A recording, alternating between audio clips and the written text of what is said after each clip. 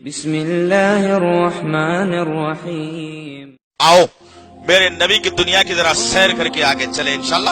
احساس پیدا کرو دوستو اپنے دلوں کے اندر، احساس پیدا کرو تم جو مال آج کما کر جمع کر رکھتے ہو، کل ازدہے کی شکل میں آ کر تمہارا پیچھا کرے گا اور جہنم میں منہ کے بل گھسیٹتے ہوئے ڈال دے گا تمہیں انشاءاللہ۔ میرا وعدہ نہیں ہے، میں نہیں کہتا کوئی بات، میں وہ بات کرنے کا عادی ہوں جو اللہ تعالیٰ نے آسمان سے نازل کی اور میرے آقا نے اپنی زبان سے بیان کر دی۔ آؤ میرے نبی کی دنیا کو دیکھو۔ اما عائشہ صدیقہ رضی اللہ تعالیٰ عنہ کا حجرہ ہے، کتنا بڑا کمرہ میرے نبی کا، کتنا بڑا کمرہ میرے نبی کا، 4x4 کا میرے نبی کا کمرہ تھا۔ عائشہ صدیقہ رضی اللہ تعالیٰ عنہ کہتی ہیں میرے نبی کی دنیا میں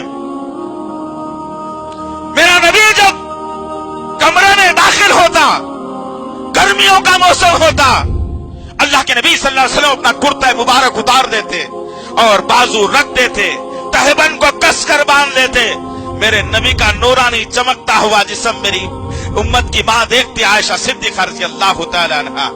حجرے کا پردہ گرا دیا جاتا، میرا نبی دیوار کو ٹیک لگا کر بیٹھنے کی کوشش کرتا۔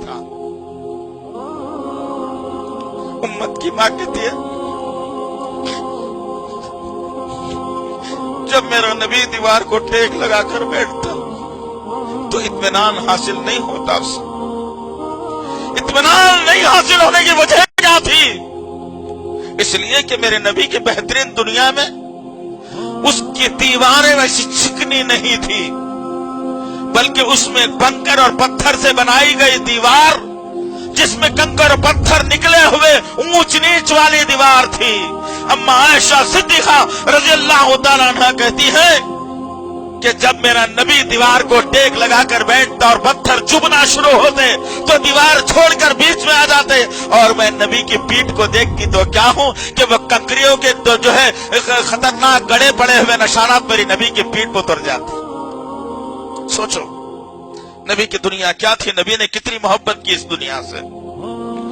چاہتا میرا نبی تو اللہ آسمان سے فرشتوں کے ذریعے سے محل تعمیر کروا دیتا۔ کیا تھی میری نبی کی زندگی؟ وقت کا واقعہ ہے، گرما کا موسم، چلچلاتی دھوپ، میرا نبی چٹائی بچھایا ہوا کھجور کے جھاڑ کے سائے میں لیٹا ہوا ہے۔ عمر بن خطاب، ابو بکر صدیق، مانا صحابہ کا گزر ہوا، دیکھتے کیا ہیں؟ نبی کا تہبند بنا ہوا ہے اور اوپر کا کرتا نکلا ہوا ہے۔ میرا نبی چلچلاتی دھوپ میں گرمی سے بچنے کے لیے کھجور کے چھاؤں کی جھاڑ کی چھاؤں میں لیٹے ہوئے ہیں۔ صحابہ گئے دیکھے، اللہ کے نبی صلی اللہ علیہ وسلم اٹھے اور بیٹھ گئے۔ کیا دیکھنا صحابہ کرام کا؟ آج ہم داڑیاں مونڈ کر جنت میں نبی کے ساتھ رہنے کا یقین کرتے ہیں، پیروں کے نیچے کپڑا کو لٹکا کر نبی کے ساتھ رہنے کا یقین کرتے ہیں۔ افسوس تھوپا ہے ہماری زندگی پر، وہ کیسے صحابہ کرام تھے جن کے بارے میں اللہ نے رضی اللہ عنہ ورضوا عنہم کا نعرہ بلند کر دیا، راضی ہے کا اعلان کر دیا اللہ۔ وہ صحابہ کرام اللہ کے نبی صلی اللہ علیہ وسلم کی خدمت میں حاضر ہوئے، اللہ کے نبی اٹھ کر بیٹھ گئے۔ کیا دیکھتے ہیں عمر بن خطاب اور ابو بکر صدیق کہ میرے نبی کی پیٹھ پر گرمی کی شدت اور حدت کی وجہ سے جو بوریا بچھا ہوا تھا کھجور کے پتوں کا، اس کے نشان سارے کا سارا زراعت بیٹھ گیا میرے نبی کی پیٹھ پر۔ ابو بکر صدیق مچل گئے، عمر بن خطاب کھڑے ہو گئے، کہنے لگے محمد صلی اللہ علیہ وسلم ہمارے آقا، آپ پر ہمارے ماں باپ قربان، ہماری جانیں قربان، آپ ایک اشارہ کرتے ہیں ہم اپنی گردن دینے کے لیے تیار ہوتے ہیں، ہمارے پاس مال بھی موجود ہے، آپ کا اس طرح سے سونا ہمیں ناگوار گزرتا ہے، اس طرح کا رہنا ہمیں ناگوار گزرتا ہے۔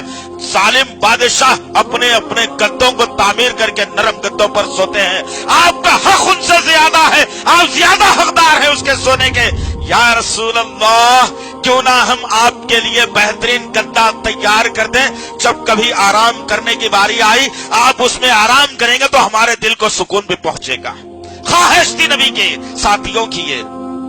میرے آقا نے جواب دے کر کے کہا، اے عمر، اے ابو بکر، میں تمہارے ذہنوں میں ابھی بھی دور جاہلیت کی باتیں دیکھ رہا ہوں، ईमान वाले की सोच ये नहीं हो सकती।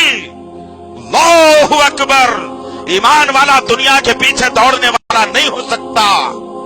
ईमान वाला दुनिया को हित समझता है। अब ये अल्फाज को दोहराया, दोबारा ये अल्फाज देखा दोहराएंगे तो नबी तुमसे बात करना बंद कर देगा। अल्लाहु अकबर। नबी की दुनिया क्या थी दोस्त? اللہ